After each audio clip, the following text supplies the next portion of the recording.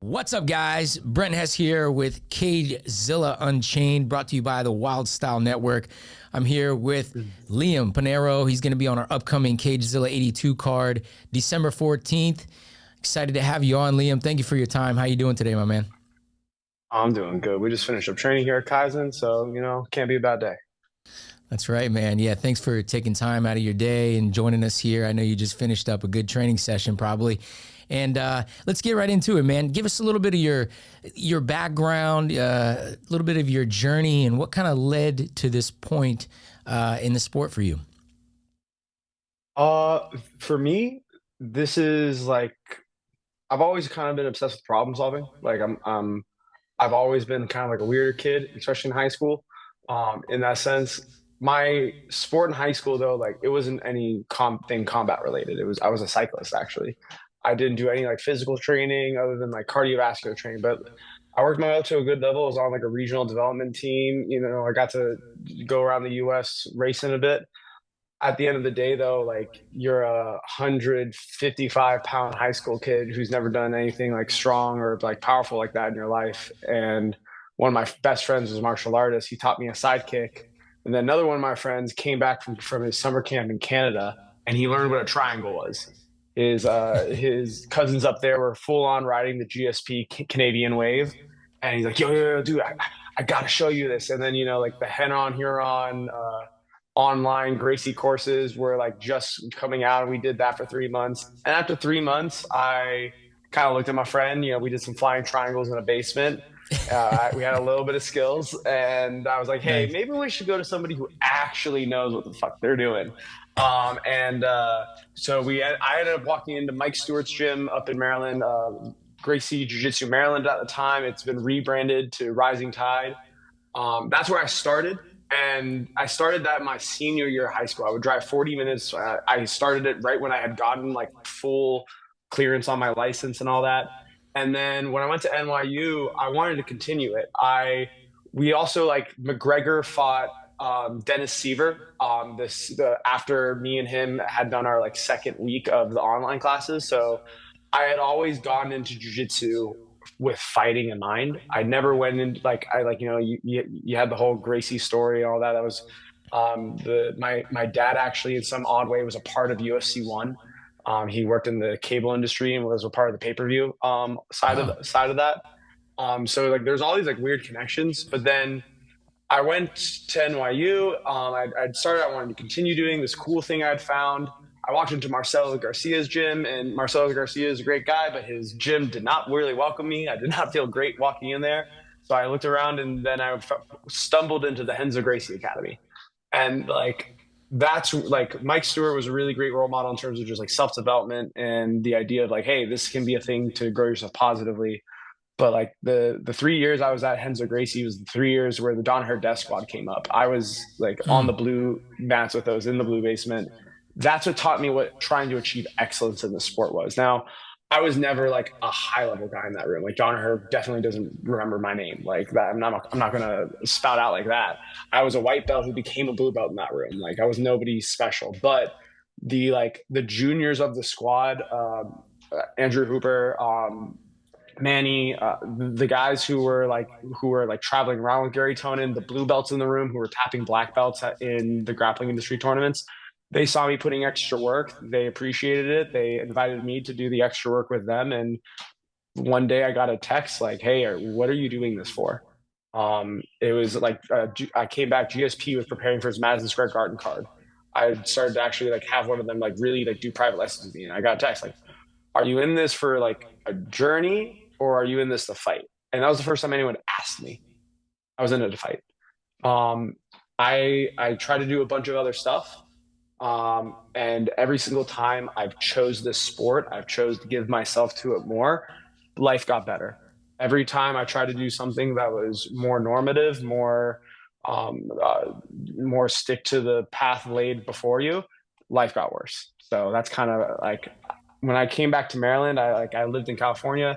Mike Stewart was nice enough to give me a job. That's when the whole rebrand to Rising Tide Academy happened. Tony Waldecker had always talked about, hey, down in Virginia, the real pro fighters over at Kaizen. He worked with them. So Tony let me gave me the intro, and then like Kaizen just welcomed me. I was there for 2 times a week, weak, skinny kid. Eventually started doing strength training at the job I have now full time, quantum movement. They really like they took me from somebody who wanted to be a martial artist to an athlete capable of doing this. I had 5 herniated discs in my neck prior to ever stepping into a cage for the first time. Wow. And then when COVID happened, I moved back down to the DMV like full time. And so COVID was honestly like the thing that pushed me out of Baltimore. My parents were just like, nah, like we don't know what's happening in the world. Don't be in Baltimore when we don't know what's happening in the world. I was lucky; they were lucky to be like selling a house, and since the housing market wasn't really pushing all that much at the time, I took care of the house. I got to train all the time, and then I figured out the job at Quantum during that time, and was really able to become like not just one of the athletes here, but like a guy that showed I would give everybody work. I'd help everyone out as much as I could with the knowledge that had been given to me, and still try to learn. And that earned me some trust. And now I'm a coach here too.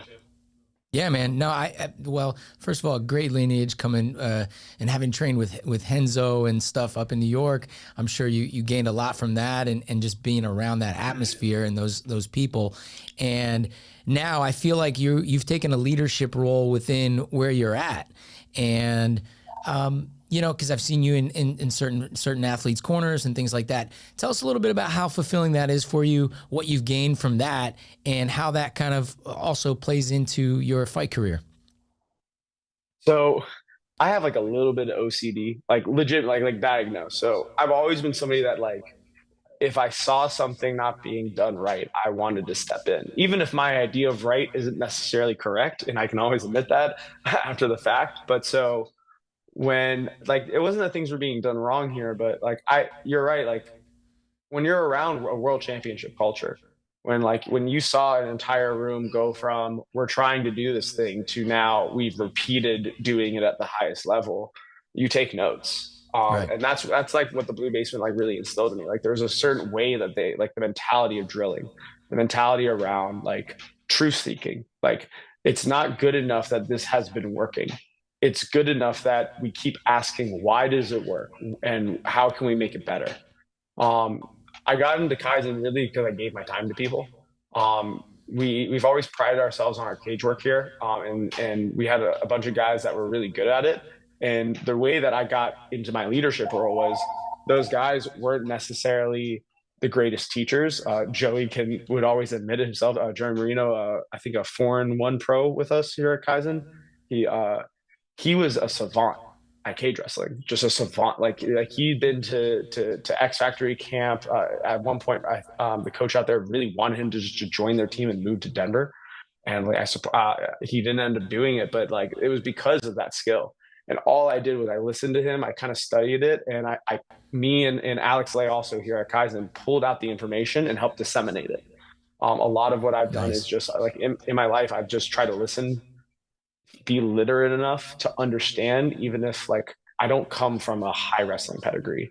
I haven't won Jiu-Jitsu world championships. I've not gone to Golden Gloves boxing, but from all the people who have those experiences, I listen, I take all the information, I can understand it, and at least I'm literate enough to identify where it fits. So that's been my whole thing. So and here, like the main thing was Zico was going for an LFA title. Zico is one of the Georgian fighters who made it to the UFC out of this camp, and that LFA title was his ticket there. He had a really bad back, and I was a training partner he trusted. And I said, hey, here's your chain wrestling sequence. We're gonna get to the cage. You're gonna go. You can go body lock, you can go single leg, and then you can go double, and then you can just cycle, recycle, cycle. And that combined with the way that Sensei Nima had taught him to enter, that's how he won an LFA title. When I saw like the drill work just happen on like on the highest stage prior to the UFC, that's what made me addicted to coaching too. That's awesome. There's like a thing of I always have a distrust in my body's ability to do the sport, just like I've woken up nearly paralyzed. Like that's what 5 herniated discs do to you when like you slip a disc like mid training. Like you wake up the next day, you don't feel like you can move. Getting off my head off my pillow at 2 points in my life has been the scariest activity of the day. So to see that it's like, hey, even if at the end of the day I might not be able with my body to go and achieve everything I want to, at least I know my knowledge worked. Because these guys who have everything that I didn't, and rightfully so, like just by helping them, like I can see it play out, and I can see that the things I've given my life to like bear fruit. That's addicting. No, that's awesome, man. It sounds like you've gained a lot, and not only you've gained a lot, but you're also giving back, and that must feel good as well. Now, let's get to your fight, man. You got a fight coming up here, December 14th at Cagezilla 82. This is a featherweight champion versus featherweight champion, former featherweight champion, right, at Cagezilla. I know at least, and I held that exact same title myself for quite some time until I, like you guys, kind of gave the title up to turn pro. And so for you guys, and I know, like, for me, I kept my eye, at least one eye, on some of the rising featherweights coming up behind me. Is this guy, is he a guy that you've had your eye on as he's been making his way through Cagezilla, or not really? I was supposed to debut as an amateur against him in 2019. Okay. So I've known of Billy Kirk. I think he tore his ACL. At least we got some word of a knee tear. I've always been this kind of guy. Like I've actually commentated his fights too. It was kind of, I chuckled when I saw his name on the card. Like when I got the offer, it all felt kind of full circle. Like, okay, cool. But I was supposed to debut against him. He got injured, didn't happen. All respect. Like, hey, it makes sense why it took him the extra time to make it to his amateur debut. Cause like the injury I heard he got, like, it's going to take you some time to develop after that. But when I see it, I've always been kind of the guy that's like, give me something to go hunt, give me something to go do. I hate thinking about matchups. Sorry about that. I hate thinking about matchups. I hate getting a name, and I leave it to the coaches. So when I saw that he won the featherweight title, I was like, oh, good for him. Like, as a guy who kind of was pursuing that dream at one point, does it make me think anything more of him? No. I always tell people at Kaizen MMA, we don't make amateur champions. They happen by accident, because that's what happens when you make pros. So he wants to go pro, all power to him. I'm going to respect him. I'm preparing like he's someone who's trying to hurt me. That's awesome, man. Yeah, 145-pound champion against former 145-pound champion. Somebody's must go. And, I know why I'm drawn to this matchup at Cagezilla 82, but tell the fans a little bit about your energy, how you're feeling, and what can they expect on December 14th. It's all respectful violence. It's all respectful violence. That's all it is. At the end of the day, like, if you line up against me, like, there's nobody who gets into fighting because life went right. Like, we all got stuff in our head that's going on, like, right before we make that walk. You wanted to sign a contract, and so that you're willing to hurt me and make it harder to say my grandchildren's names later in life. Bet. I'm going to come back with that energy and a smile.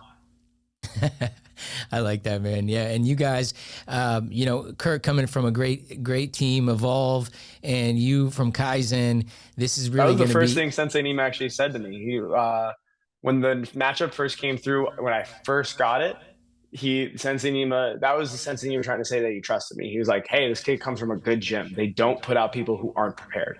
It doesn't happen. Yeah, no, I know his coach, Mike Moses, pretty well. And like I say, Kaizen and Nima, you guys put out some great fighters as well. So this is really going to be a good one for the fans.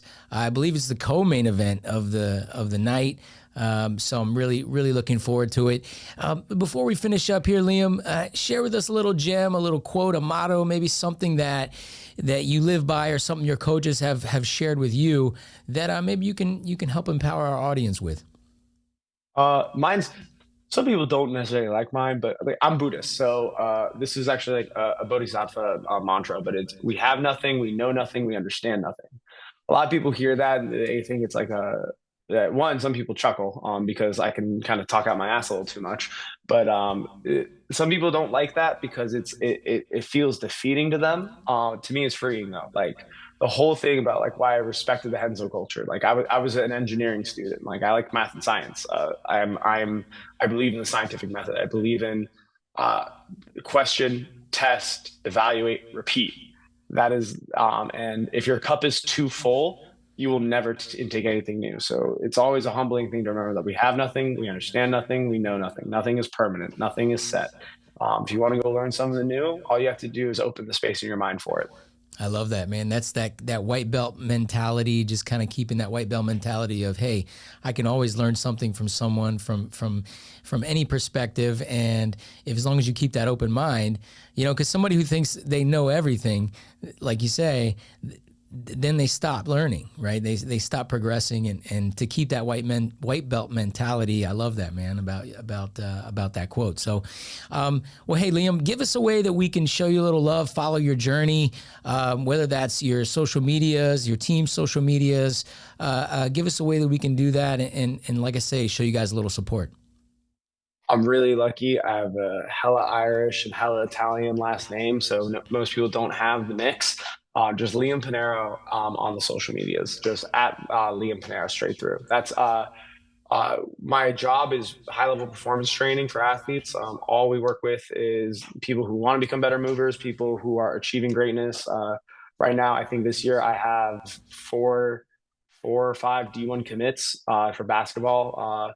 So shout out to Quantum Movement. They're the ones who like really made fighting something I could actually pursue and like be effective at. And that's at Quantum Movement, and then also at Kaizen MMA, Kaizen _ MMA, and also shout out my fiance Jess. Thank you so much. Yeah, man. No, I saw you. I saw that you recently, I guess, got engaged, right? Oh yeah, no, and her dad and the head coach of the Marymount team, where my fiance is the assistant coach, of just led our wrestling practice today too. So fighting's now a family affair. Wow, man. Well, first of all, congratulations on that, and to you and your family, and what that may lead to, which is hopefully something beautiful. Everyone, make sure you guys are coming out to see Liam Panero here December 14th at Cagezilla 82. You can pick up your tickets now live at cagezilla.com, and you can actually use code Kaizen as a promo code to support their team and get a discount on your tickets.